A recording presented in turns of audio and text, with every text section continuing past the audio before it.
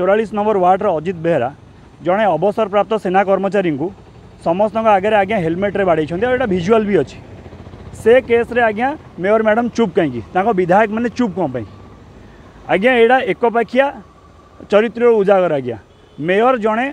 सर्वोच्च पोस्ट रे अच्छा बीएमसी सी आज्ञा कौन दलर होता ही पारती दल तरफ जीति थी पारती कि सी आज्ञा मेयर समस्त भुवनेश्वरवासी भोट रे जीतुं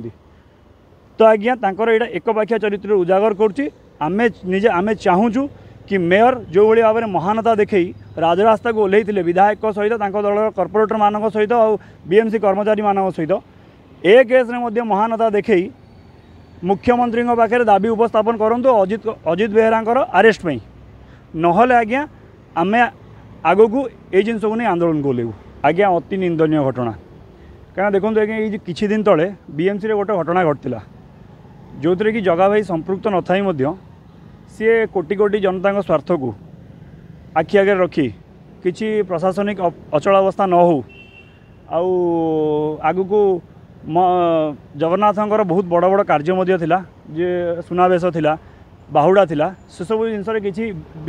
माने किसी प्रॉब्लम न हो ताकू सी हृदयंगम करी निजे अरेस्ट होले जो थी कि निजर भूल नथिला किंतु से केस रे मेयर और बीजेडी रो बहु विधायक और कॉर्पोरेटर राजनीतिकरण करी अଯଥା राजनीतिकरण करी राजरास्ता को ओह्लैथिले।